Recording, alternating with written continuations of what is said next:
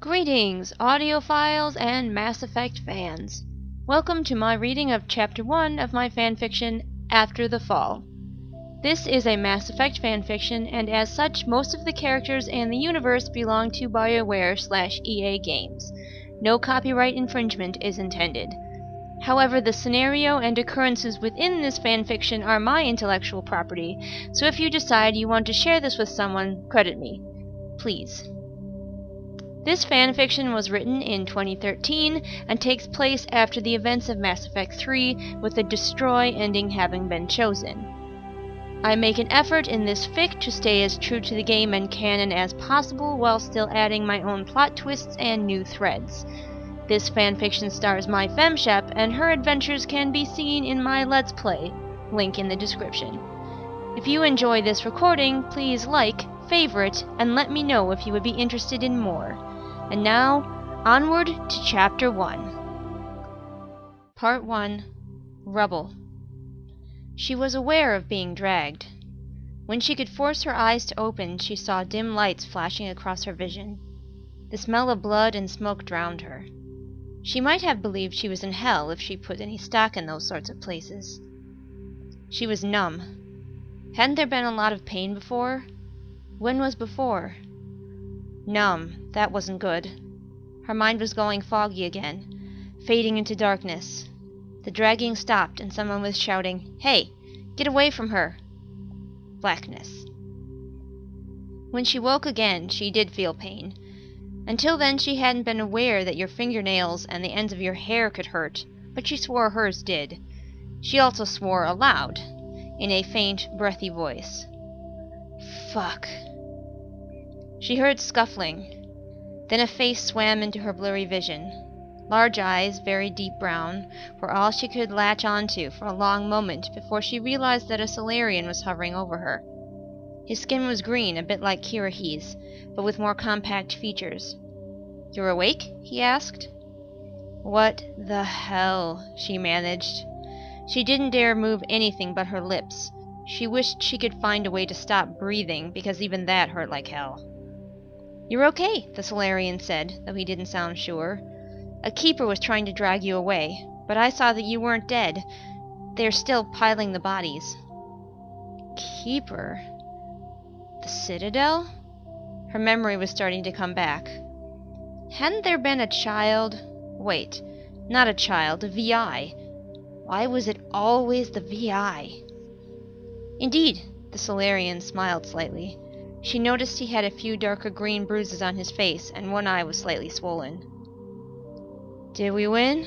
she slurred. Her own lips felt like she had taken a mean right hook from James Vega.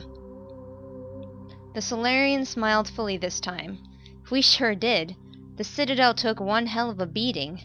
I don't know how many survivors there are in here. I'm sure there are a lot of rescue teams on their way. We just have to hold out." She winced. "I told that little shit to go to hell." "Little shit?" the Solarian asked. "Never mind. What happened to the Normandy?" "The flagship?" The Solarian's eyes widened. "Did you serve on her?" The Solarian didn't know who she was. Well, in his defense, all of her armor had been burned off, along with much of her skin. "Yeah." She exhaled the word with effort. "Wow, did you charge the beam? A few made it up here, I think. I heard a transmission about it before the comms went dead. Very exciting." She decided to try moving her arm, the right one. She recalled her left was pretty beaten up. She began with her fingers, then moved the arm. Miracle of miracles, she lifted it slightly. "Damn, I don't think I've ever been this beat up. Well, not since I died." She decided to sit on that information for the moment. She didn't know the Solarian. With her luck, he'd turn out to be a criminal, and if she said that she was Commander Shepard, she might just get held for ransom. "I sewed up your arm," the Solarian said, pride in his voice. Gently he lifted her left arm into her sight. Long, ugly gouges had been neatly stitched and cleaned. "I'm a tailor," the Solarian admitted. "It was all I could think to do. I'm not sure about the rest of you. I used up all the metagel I could scrounge together." "Where are we?" she asked after a moment of rallying herself. Every word took more effort than it should. The wards. We're near my apartment, but it got, well, destroyed. Technically, we're squatters in someone else's home, but I don't think they made it because I haven't seen anyone but us for a while. The Reapers? She still couldn't wrap her mind around it. The crucible didn't fire, explained the Solarian. He stood up, moving across the room. She noticed at once that his leg was clumsily splinted, and he moved with great difficulty. Shortly, he returned with a glass of water for her. When he passed it to her, his hand was shaking, probably from the pain of his trek across the room. When he spoke again, his voice was tight. We thought we were done for. It finally did fire. All the Reapers died, just fell out of the sky or hung there like empty puppets. Good, she gritted between her teeth. That fucking kid can go to hell. She winced again, and he looked concerned. She attempted to drink the water he'd gotten her, lifting it clumsily with her good arm. He helped, propping her up. This motion made it almost too painful to drink, but she forced herself to take a few sips. I hope they come soon, said the Solarian. She must have looked pretty bad because his eyes were getting even larger as he watched her face. Me too, she mumbled. I'm Tech, by the way, he said. She was fading again. She didn't want to, but the pain was pushing her under. Commander Shep... She passed out. She didn't wake again for a long time. Here, we're over here, injured inside, help! It's all right, we've got you, easy now. Here and here, she's messed up pretty badly. Shepard? Lorelei? Oh God. Voices swam in and out of her mind. She wasn't certain if they were part of her dark, confusing dreams. Then she was being lifted, carried. The experience was acutely painful, and she felt annoyed. Why couldn't she just go on sleeping? She forced her eyelids open to have a word or two with whoever was jarring her along so rudely. Kaidan? Sure enough, she was in his arms. He was carrying her like a child across the rubble to where stretchers were waiting. Her hand groped, and she clasped his armor to make sure it was real. She knew his smell too well to believe this was a dream. Tears ran down her face. Lorelei Shepard had not cried more than a handful of times in her life. Most of her tears had fallen when she was a child on the streets of Earth, still too young to understand how to be strong. Now all her strength leaked away. She was in someone's arms, and she was being carried to safety, and it was about damn time. He set her on a waiting stretcher. She heard the chatter and buzz of every rescue worker in the area radioing that they had found her. Against all odds, they had found Commander Shepard. She wished they would be quiet. She didn't realize that she was still gripping Kaidan's armor until she finally felt him gently pull her fingers free. He lay her hand on her stomach. We've been so worried. Oh God, Joker, I have to tell him the poor kid's been out of his head. Garrus? She managed to choke out the words.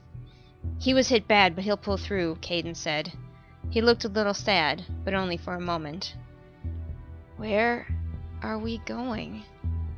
Earth. We've set up an emergency hospital there. Most of your crew's there except Tali, Kaidan explained as they began to move. Shepard managed to turn her head and saw with relief that her Solarian rescuer was also riding a stretcher, being fussed over by someone in a first responder uniform. She vaguely realized that she was receiving similar treatment, but took little notice. What happened to Tali? She asked, still too numb to feel really alarmed. She's fine, Kaidan reassured her. Somewhere along the way he had taken her hand. She was usually the hand-holder, the strong one when others were down and out. It was nice to have someone do that for her. She remembered when Dr. Eva had almost killed Kaidan back on Mars. She supposed he was returning the favor. Tali's taken charge, he went on. Right now she's got everyone listening to her. It's like they elected her your proxy, what with Garrus down for the count. She's coordinating fleets, managing rescue efforts, working on the mass relays. Go Tali, Shepard thought with a wan smile. Even smiling hurt. The relays? I'll explain later, when you're up for it. He smiled at her, and she saw a tear run down his cheek. He hadn't been expecting to find her. He'd thought she was dead. Look! The Solarian, Tech, spoke up. She tilted her head in his direction. The Keepers, they're still piling the bodies. Why are they doing that? The Reapers are dead. We don't know. Caden said, watching a nearby keeper lug what was left of a human torso towards a heap it had made. We've been leaving them alone, except when they try to put a live person in their pile. We'll try to figure it out eventually, but for now, I don't think it matters. Shepard was feeling distant again. The voices were beginning to echo around her. Caden. He leaned close, concern in his eyes. What is it? My ship? The Normandy's great, he said. She weathered the storm with the best of them. Shepard smiled, then passed out again. This is the end of Chapter 1. If you enjoyed it, please let me know by liking, favoriting, and commenting. And if it interests enough people, I'll probably keep doing it. Peace out.